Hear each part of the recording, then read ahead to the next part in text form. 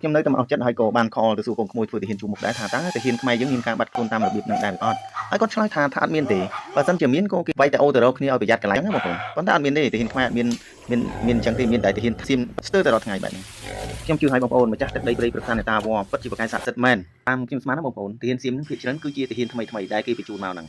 ហើយពួកនេះមិនដែលប្រឡូកក្នុងសង្គ្រាមទេមិនដូចខ្មែរយើងទេខ្មែរយើងឆ្អែតហើយសង្គ្រាមម្យ៉ាងទៀតទាហានសៀមនេះមកក្មេងៗឆេវឆាវហើយខ្វះគុណធម៌ទៀតពួកវាដាក់ព្រៃមិនដឹងថាវារបៀបយ៉ាងម៉េចទេគេបញ្ជាឲ្យទៅណាវាទៅនោះដូចអត់ខ្លាចអីចឹង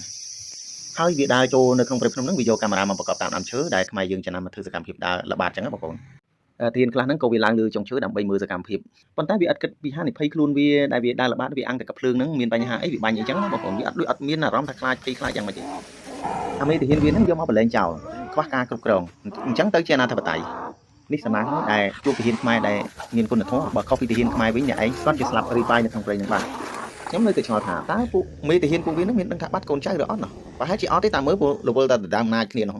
ឯកូនទាហាននេះដើរល្បាតងួយដេកតាណាដេកតាហ្នឹងខ្លះដេកផ្អែកនឹងគល់ឈើក៏មាននេះតាមទាហានខ្មែរយើងនិយាយណាបងប្អូនឥឡូវសូមបងប្អូនមកតាមដានคลิปវីដេអូនេះមួយហើយសូមអធិស្ឋានម្ចាស់คลิปវីដេអូនេះ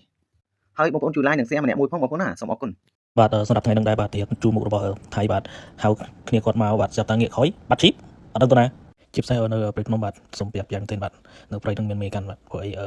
មានវីដេអូមួយទៀតនោះក៏ឃើញសកម្មភាពទីទាហានថៃហ្នឹងដល់ពេលឥឡូវឃើញមួយទៀតហ្នឹងឃើញខ្លាព្រាយខ្លាបាទឃើញខ្លាស៊ីនោះមកឃើញទេបងប្អូនបាត់ខ្លួនអញ្ចឹង